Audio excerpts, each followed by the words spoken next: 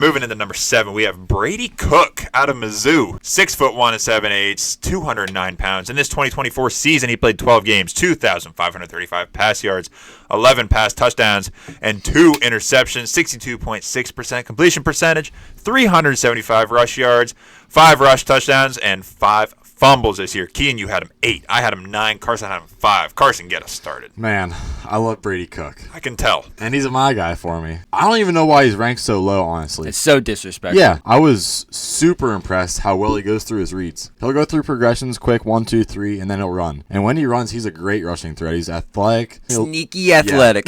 Yeah. He reminds me a little bit of Jaden Daniels, his rushing ability-wise. Wow. Because it's like, he'll go through progressions. If they're not there, then it's like, boom, he's out of the pocket, straight out the front, and he's taken off. Kind of like we saw Jaden in college. Now, I'm not saying he's anywhere near that ability, but Right. the decisiveness reminded me of that. He can extend the play and throw on the run as well, and he can adjust his throw trajectory. Then people say maybe Luther Burden, Theo Weiss Jr. carried this guy to relevance. If you play with pro receivers in college, then you're already prepared for these talents when you get to the NFL. Jaden Daniels played with Malik Neighbors and Brian Thomas Jr., CJ Stroud, Garrett Wilson, Chris Olave, JSN, and Mika Ibuka was there. Joe Burrow. When he was at LSU, he played with Jamar Chase, Justin Jefferson. So I think the better receivers you play with in college, the more well-suited you'll be right when you get in the NFL. So I find that as a pro for Brady Cook, and I love that he had these guys around him to help develop him. He is a my guy for me as well. Whenever I'm watching this guy, I was like, damn, that's some impressively solid speed that he's got there. Quick, he gets through that line, and he's out of there. He reminds me of like a weasel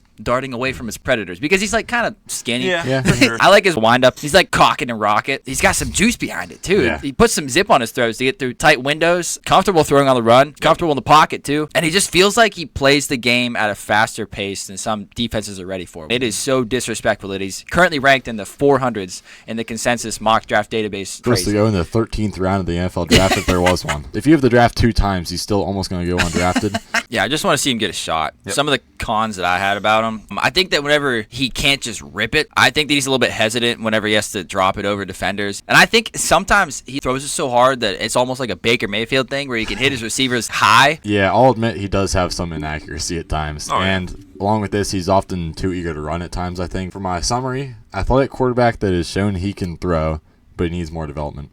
And NFL comp, faster Bailey Zappi. Okay, yeah, okay. I see where you're coming from. Yeah, for sure. fast. I was not expecting Bailey Zappi. I was caught in the middle of a railroad track.